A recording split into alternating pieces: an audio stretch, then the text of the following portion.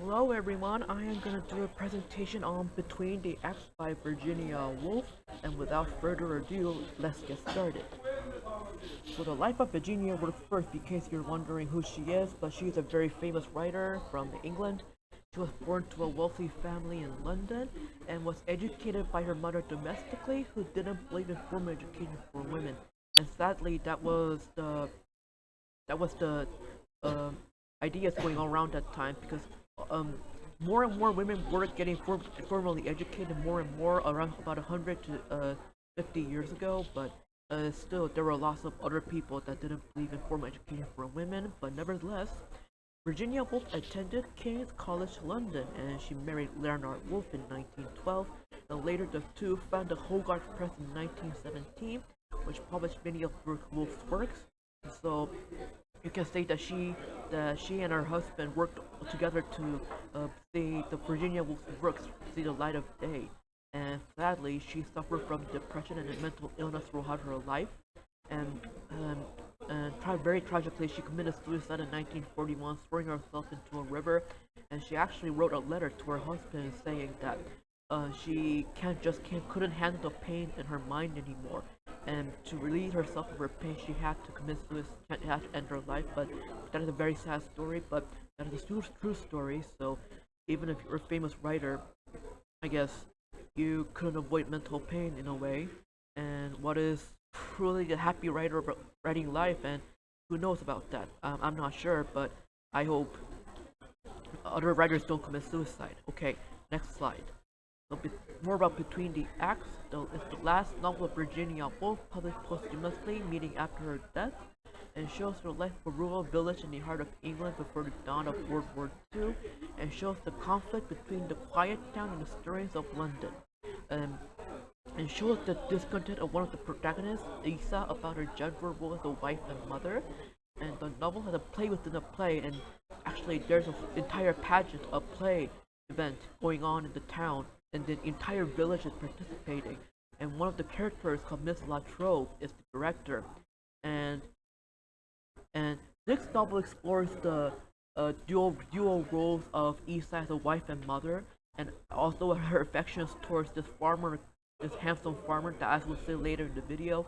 But this work also explores professional women, such as Miss Latrobe, the director of the play, and it shows what women can do and if they if they extend their mind between beyond gender roles. So let me read an excerpt of Isa. And here's a silver comb that shows the symbol of uh, Isa's um, Isa's duality as a wife and mother, and her desires to go beyond that. So let me read the excerpt. Inside the glass in her eyes, she saw what she had felt overnight for the ravaged, the silent, the romantic, gentle farmer. In love was in her eyes, but outside, on the washstand, on the dressing table, among the silver boxes and toothbrushes, was the other love. Love for her husband, the stockbroker, the father of my children, she added, slipping into cliché conveniently provided by fiction. Inner love was in her eyes, outer love on the dressing table. But what feeling was it that stirred in her now, when above the looking glass, out of doors, she saw coming across the line the perambulator, two nurses, and her little boy George lagging behind. And then this is another excerpt that I thought interesting. Wordy, a bit whiffy, Mrs. Sands held on to her nose. The cat rubbed itself this way, that way against the table legs, against her legs. She would leave a slight for Sunny, whose drawing room named Song Yan had begun a change into Sunny. She took them, the cat attended, to the larder and laid them on a plate in that semi-ecclesiastical apartment. For the house before the Reformation, like so many houses in that neighborhood, had a chapel, and the chapel had become a larder, changing, like the cat's name, as religion changed. So I'm not an expert on religion too much, but I thought this was an interesting expert as society changed, and the seasons changed, and the ages changed, so did religion, and people's attitude toward religion changed also, and I thought that was interesting. And this is the part about Isa's husband, Giles Oliver. So Giles had come. He had seen the gray silver-plated car at the door with initials R and N twisted so as to look at a distance like a coronet. Visitors, he had concluded as he drew up behind, and had gone to his room to change. The ghost of convention rose to the surface, and the blush for a tear rises to the surface at the pressure of emotion.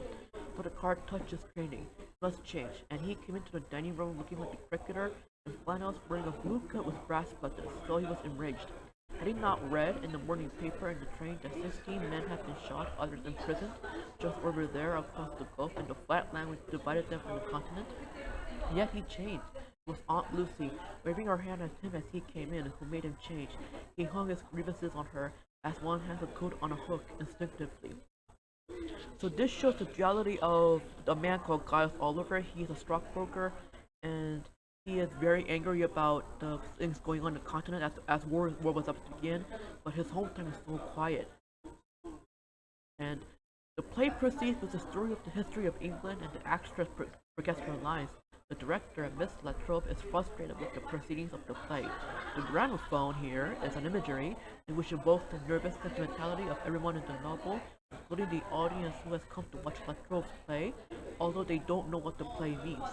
So this play shows the entire history of London, from the Anglo-Saxons to the Plantagenets, the Stuarts, and modern history of England and the Royal Revolution and all that stuff.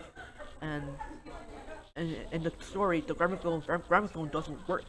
Gramophone goes chuff chuff chuff, like something is stuck in the gramophone, and like a dust is stuck in the gramophone, and that evokes the nervous sentimentality of the rural village before the brink of war.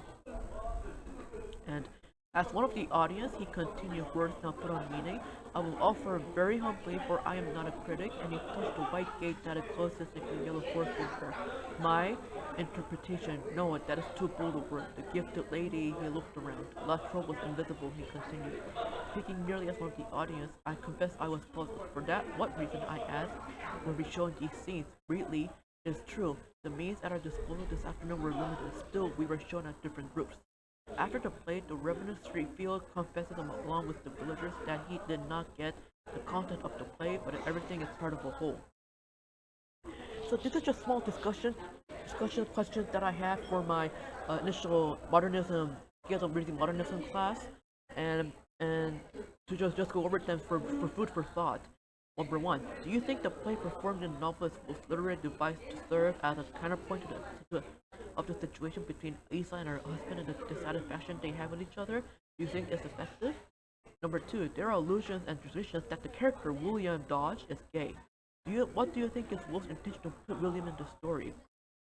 Does he serve as Woolf's form of resistance to gender roles in the early 20th century? And Woolf's last novel employs her technique of stream of consciousness. Why do you think Woolf chose to use the technique to describe the lives of rural villagers? And just a thought, couldn't have Woolf used traditional literary narrative techniques? And number four, what do you think the play in the novel signifies? Does the play serve as a device to the uncanny psyche of the villagers and the characters in England at the brink of war? So, these are just for you to think about. And if you have anything to talk about, feel free to think of in your own journal. And thank you for watching this video. And here, thank you. Here to works cited. Thank you.